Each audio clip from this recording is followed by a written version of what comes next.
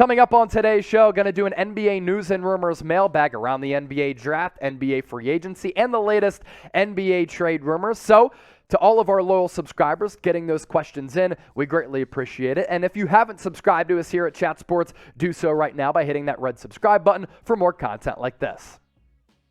We start off this mailbag with this question coming in from Evan Hinders.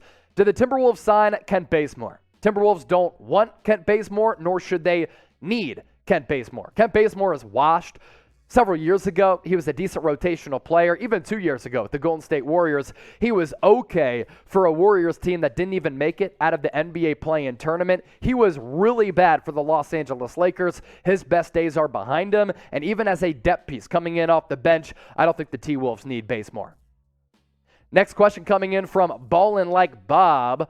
Who are some players the Knicks can trade for? I'm glad you asked this question because we covered this recently on one of our shows, and I believe we have a list cooked up that I put together of some of the top Knicks trade targets who I think they should go after. Now, you look at the Knicks roster right now, really solid team with a couple of really good young pieces in R.J. Barrett, Emmanuel Quickly, Obi Toppin. We'll see if they trade away Julius Randle, which would free up a lot of money to maybe absorb a big contract for a Malcolm Brogdon, who got paid last offseason. Donovan Mitchell is superb as an offensive player.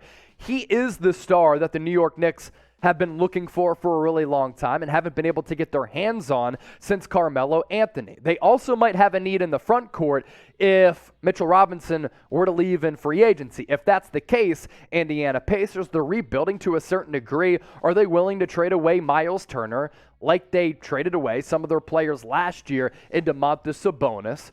I think Miles Turner would be a good fit on the New York Knicks, and I think he's somewhat underrated as one of the best shot blockers at the NBA level. Jalen Brunson getting rave reviews for what he was able to do in the NBA playoffs as Luka Doncic's sidekick. And when Luka was out, I thought that Jalen Brunson played good basketball. It's about time that people are hyping up Jalen Brunson. Watched him at Nova, win 2 national championships, player of the year in college basketball. That, of course, would have to be a sign and trade as he's about to be a free agent. And then the big one. If you can go big fish, big game hunting and find a way to trade for Damian Lillard, you have the draft capital to do it. You have some of the aforementioned young players who I just listed. I think Damian Lillard, he's staying in Portland, but he has said, I love playing at Madison Square Garden. One can dream. So let me ask you this question for all the Knicks fans out there. Will the Knicks make the playoffs next year? Type P for playoffs, FT for fire Tibbs, because if they don't make the playoffs, I think they're going to fire Tibbs. Let me know in the comment section right now. Next question coming in from Frankie Smokes. There are some rumors about the Sixers trading Tobias Harris, Danny Green, and their first-round pick. What do you think of that? Appreciate the question, Frankie Smokes. Also included in some of the players that the Sixers are gauging interest on, it includes Matisse Thybulle, Shake Milton, and Furkan Korkmaz, who they just signed an NBA free agency last year. This coming from Keith Pompey of the Philadelphia Inquirer. I think the most valuable asset in terms of trade pieces, who we just talked about here, it's Tobias Harris. He is a good player who is paid great money. And I thought that Toby, once he was able to get acclimated with James Harden, after a couple of rough games, played great basketball. And at times in the playoffs, he was fantastic. And I think that he's a really good player on a playoff team. I just think for Philadelphia, he's not quite moving the needle with the salary that he's on. And we know that Daryl Morey is very, very aggressive, trying to get a third superstar around Embiid as well as James Harden. Some might make the argument that Tyrese Maxey is that third star. By trading away Tobias Harris, does it free up the offense to a certain degree? For Danny Green, he suffered that gruesome knee injury to his ACL and another ligament in there. So I'm not sure when he's going to be able to come back. But as a 3-and-D guy who's won 3 championships, he is a good veteran leader. And for that first-round pick, they could trade it away or go after a guy like Blake Wesley out of Notre Dame or a couple of other really good players who could be left, like a Jalen Williams out of Santa Clara. I'd like to see the Sixers hold on to that 23rd pick instead of trading it. But if you trade that pick away to get a good player back, then you might have to budge on that trade offer.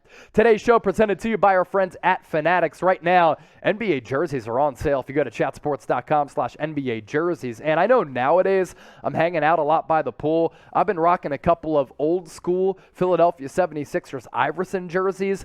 Wearing a basketball jersey during the summer is the move if you're swaggy. Get swagged out thanks to our friends at Fanatics, chatsports.com/NBA jerseys. There are all types of jerseys available, all types of styles for every single team, multiple players as well. We're going to put that link in the comment section and the description of this video. Get hooked up today thanks to today's presenting sponsor in Fanatics.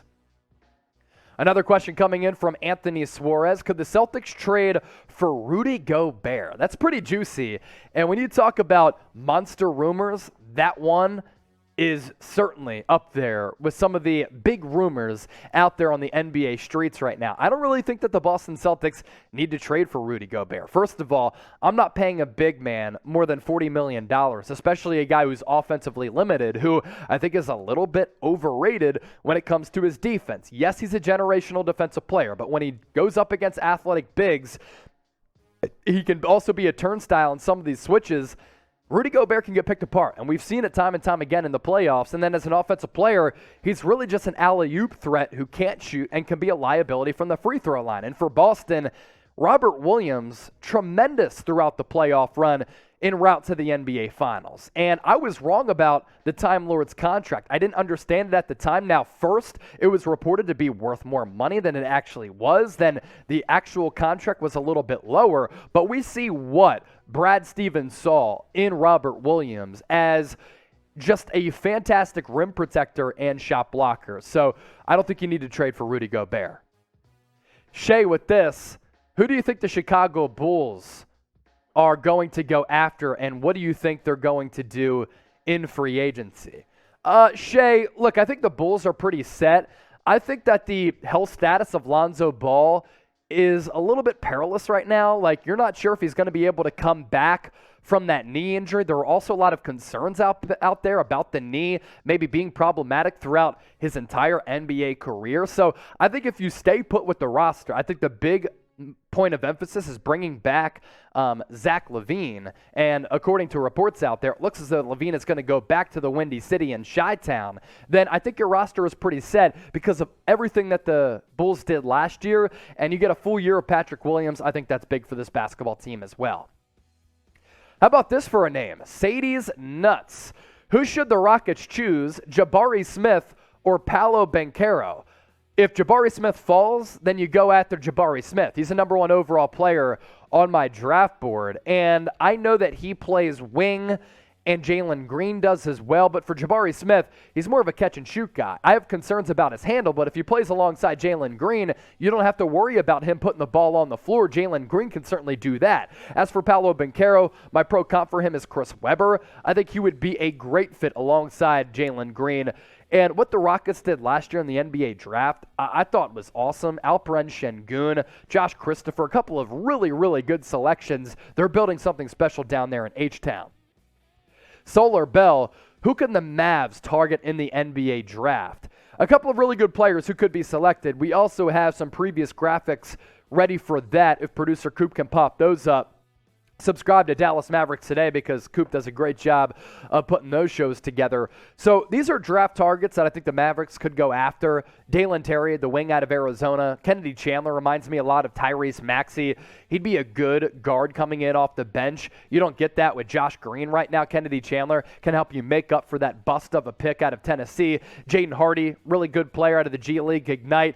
Kind of reminds me of Cam Thomas. Needs to be more consistent with shooting the basketball, but certainly does have that scoring upside. Blake Wesley, really good athlete. And Jalen Williams, a 3-and-D guy out of Santa Clara who shot around 40% from three last year with Santa Clara. I understand it's not the greatest level of competition, but I do think his game translates really well to the NBA level. Kind of reminds me of Chris Duarte to a certain degree. So those are Mavs draft targets who I think they could go after if they don't trade that pick. I want to hear from you in the comment section right now. Who do you think the Dallas Mavericks should draft? Get that comment section popping.